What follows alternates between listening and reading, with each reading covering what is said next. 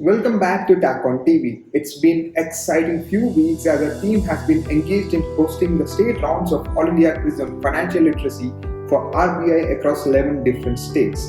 If you have missed any of our updates, you can catch up on this channel on our recent posts or on our social media accounts. During this journey, we have uncovered some interesting tales and facts about the origin and evolution of the currency. In this video, we're thrilled to share some of those incredible stories with you. Let's dive right in by going back to the Vedic age in India. The currency of those times was called Gophuchika. If you're wondering what it means, just break down the word. It literally translates to cow's tail in Sanskrit.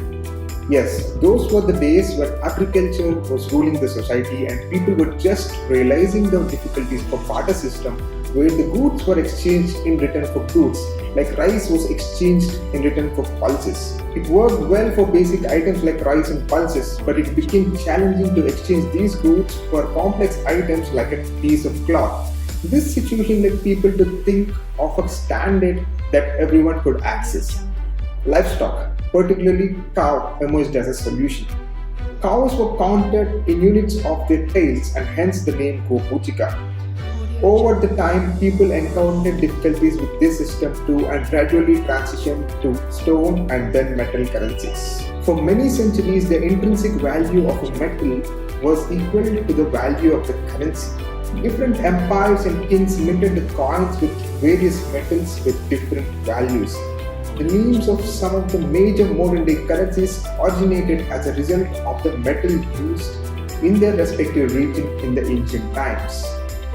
For example, the Indian currency rupee comes from rupium, a Sanskrit word for silver currency. The silver coins issued by Shesha Suri were first called rupeya, a practice that continues to this day. Also, tanka is another word for silver coin in Sanskrit. In the ancient times, soldiers were paid either in grains or from the loot they win during a war.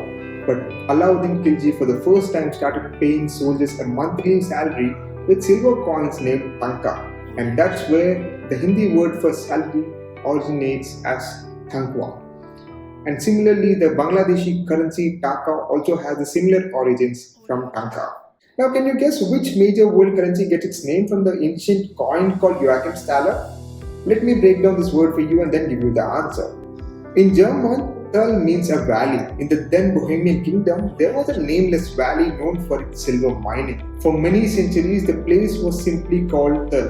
Later, it was named after Jesus Christ's grandfather as Joachim's Thal. In the 16th century, the silver mined from this valley was used to make coins, and those coins were called Joachim's thaler. In short, they were referred as thaler and then as thaler and finally emerged to the modern day currency dollar. However, the issue of forgery and manipulation of metal coins existed throughout the history. The forgers would either melt the coins and sell the metal at higher market prices or mint their own coins with the metal that is freely available in the market. In the late 17th century, British economy faced a unique challenge. The coins of those times were something like this. Forgers would clip the edges of these coins and sell the metal in the black market, yet the coins retained their face value. The problem grew so big that the British economy had to demonetize all its circulating coins. And can you guess who was in charge of this exercise called the Great Recoinage of 1697? It was not the king, neither the prime minister, and not even the finance minister. You can call him an economist, but he is well known to the world as the person who explained gravity to us. Yes, it is none other than Sir Isaac Newton. Isaac Newton served as a warden of the Royal Mint from 1697 until his death in 1727. The design innovations he introduced are still in use worldwide to this day. One of his key contributions was the perfect minting on both sides of the coin along with the reading on the edges. Reading is nothing but a decorative design on the edges of a coin like this. Newton's solutions rendered the counterfeit coins worthless if their edges were clipped. It's safe to say that Newton not only thickened our science and math books, but he has the capacity to thicken our social books too if we start exploring his contributions to the world of currency and economy. Throughout history, there were various sizes and shapes of currencies. In the 10th century, the Chinese government issued a heavy iron coin with a minimal value. The people were reluctant to carry these coins. So the people started leaving these coins with the merchants and carrying the handwritten receipts given by these merchants. In the early 11th century, the government assumed the control and started producing official receipts which can be used as the currency. This ultimately gave rise to the paper currency, which forms the most popular form of currency in the modern times. The world has come a long way from barter system to the paper currency, but the humans never stop exploring for better and newer ways. After 1,000 years of paper currency, the world has taken its initial steps towards the next form of currency, and we call it digital currency. And no, I'm not talking about bitcoins or cryptocurrencies. I'm talking about CBDCs. What are CBDCs? CBDCs stand for Central Bank Digital Currencies.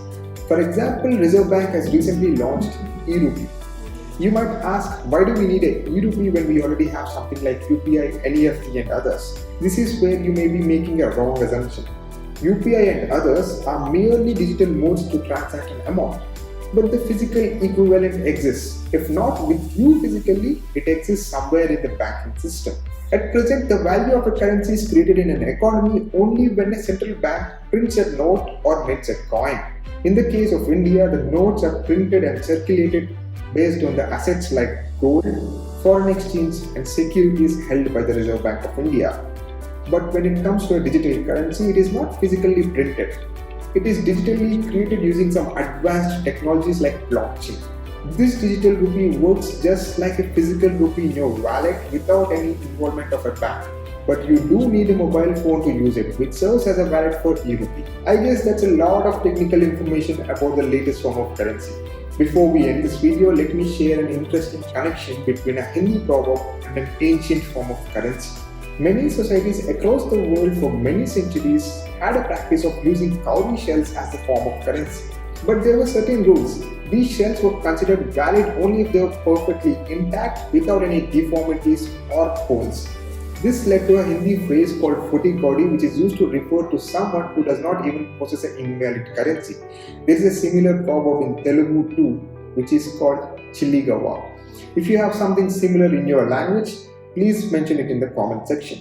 And don't forget to like, share and subscribe to TackOn TV. Until next time, stay curious.